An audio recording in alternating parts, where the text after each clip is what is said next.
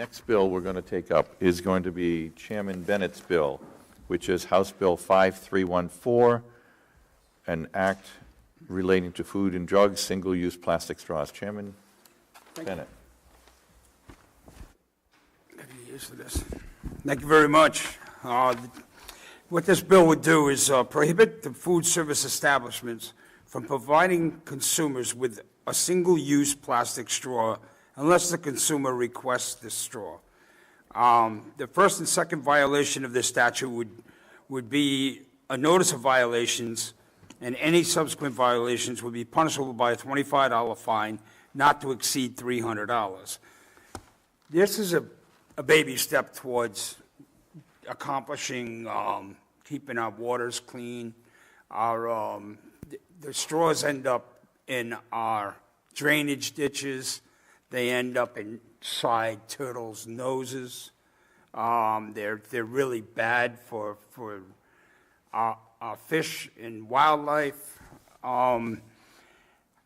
We have to start reducing the amount of plastics we bring into our environment, and this is a good way to start. It's a small step, but again, it's a step. And I've got some excellent witnesses here, so I will let them do their thing. Thank you very much. Any questions for Chairman Bennett? No. All right. We're going to start going through here. There are certain similar names that have been called that are not here, so I'm going to try and, while we have somebody else talking, we're going to try and decipher who's here. So we're going to start with Amy Moses from the Conservation Law Foundation, and she is in favor of it. Yeah, I know about the switch. If you That want. was on the other bill. Is this the same bill too? Yeah, Okay. This is going to be. Okay. Okay. Thank you, Mr. Chairman. I am not Amy Moses. I am John Berard of Clean Water Action, and we are in support of this bill. While I don't love talking about plastics bills because it is a serious problem, I do like when I get to testify on these types of bills that will lead us to solving our plastics problem because I bring props. So I'm going to pass these around. Some of you were here last year saw these. But what's being passed around right now is a sample from Narragansett Bay that Clean Water Action and our colleagues at Save the Bay collected from Narragansett Bay 2 summers ago.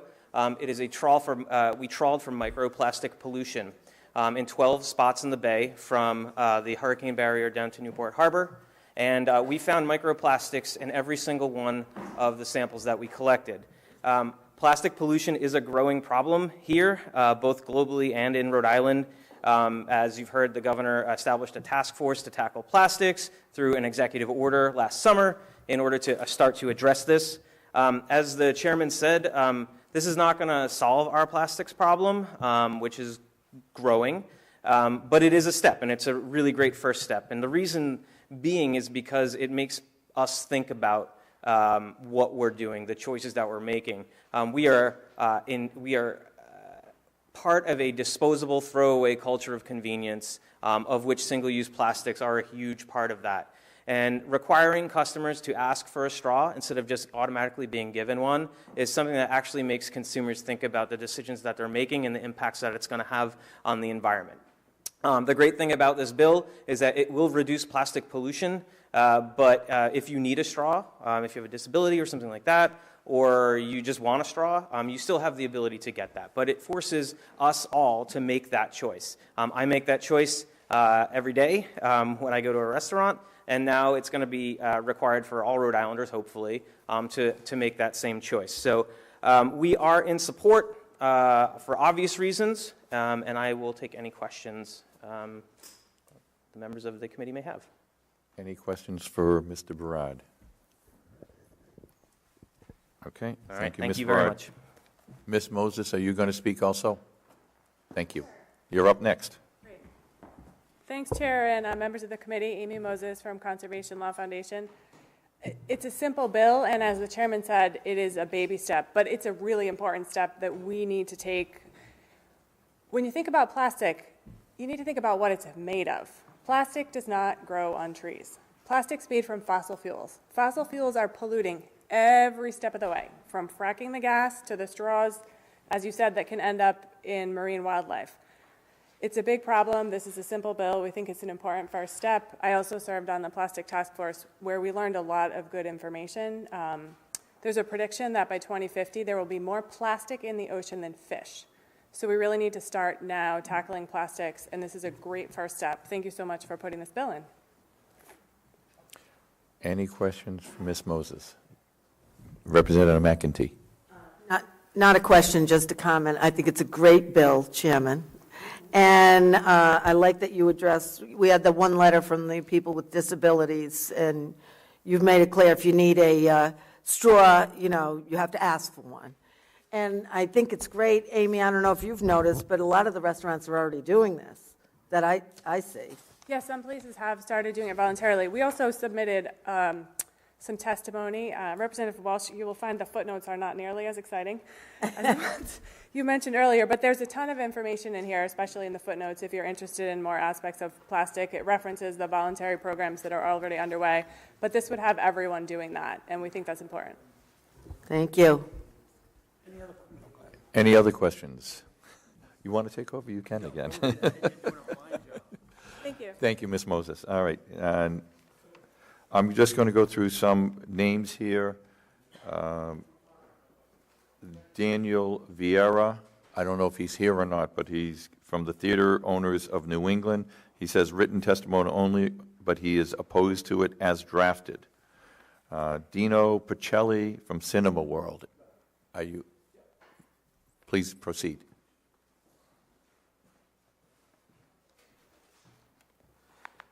As you said, my name is Dino Pacelli. I'm from Cineworld Theaters. We also do own a restaurant, and we are opposed to this measure more on the theatrical side. We understand the needs for this on the restaurant side, and we're not looking to say we don't want to do it in our restaurant.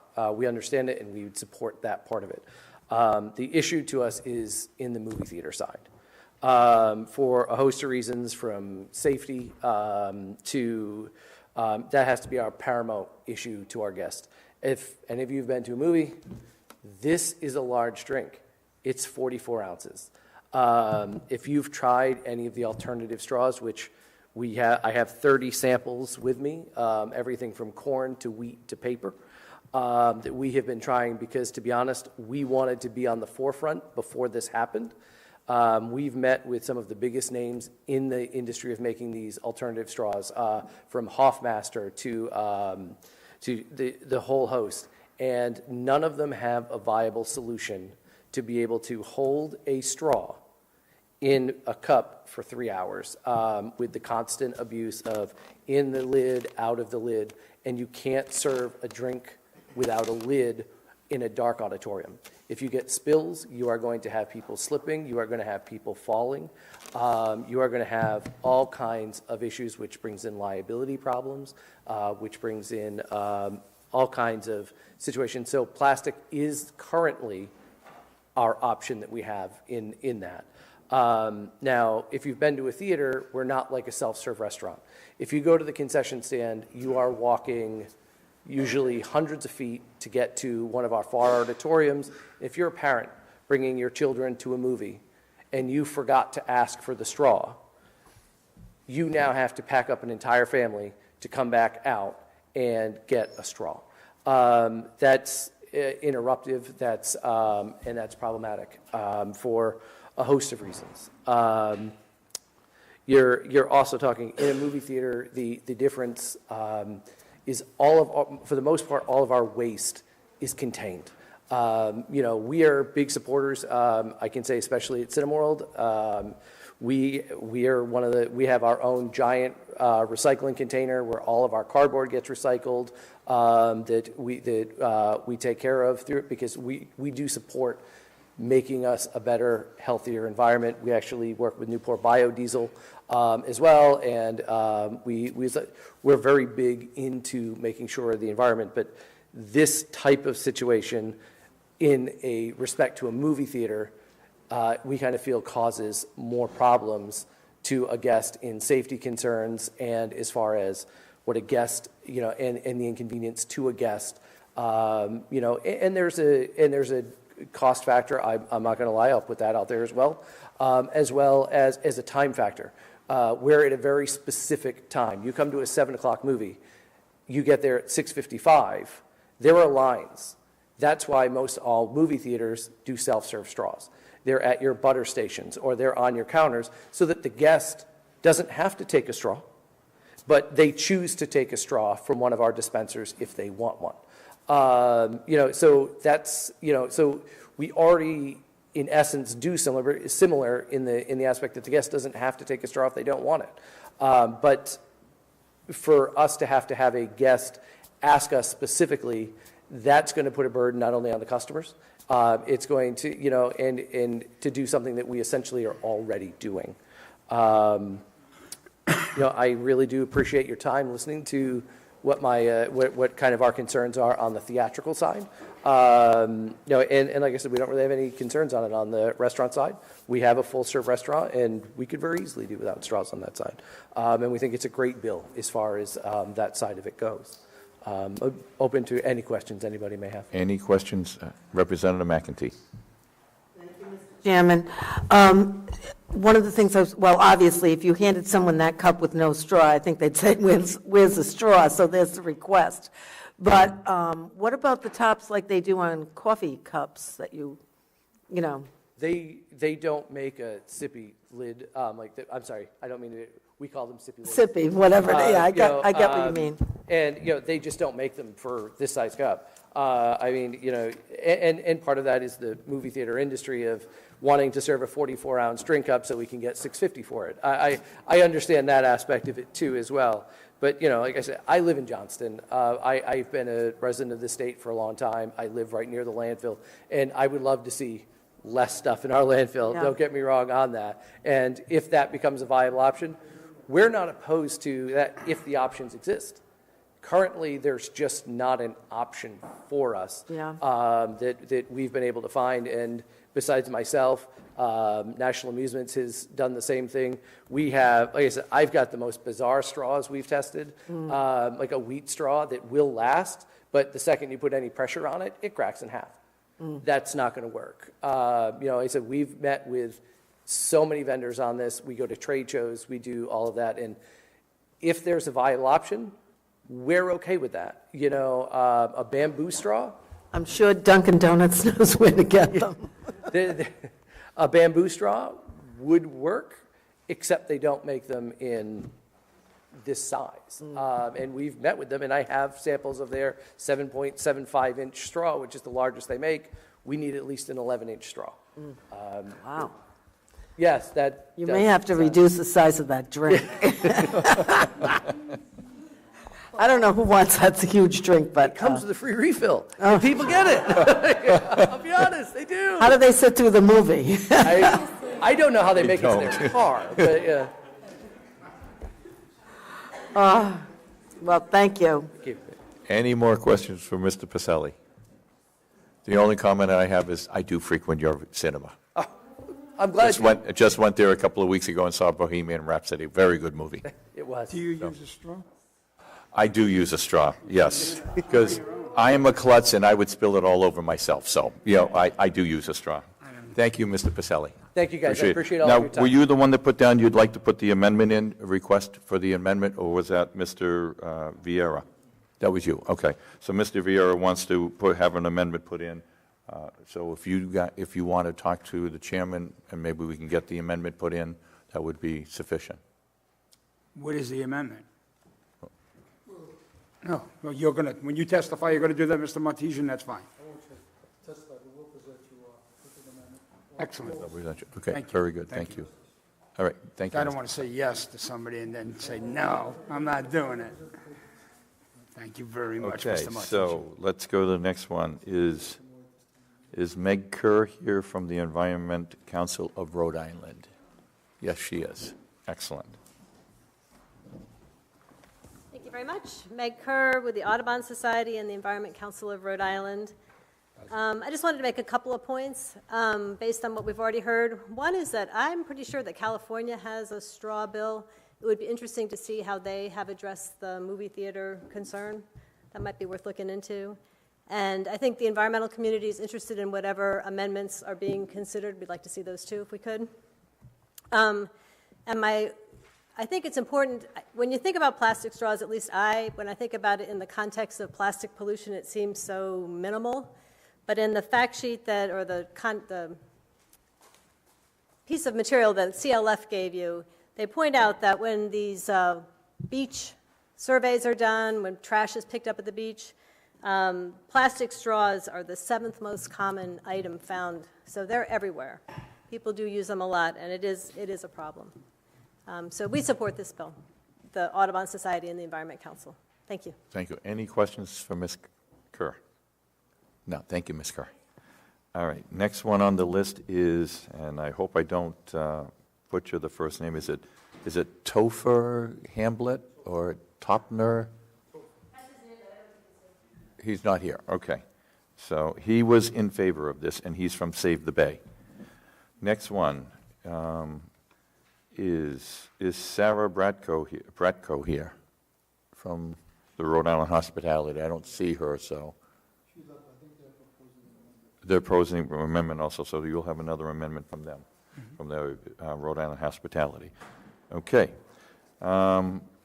Written only, nope, that's Lynette.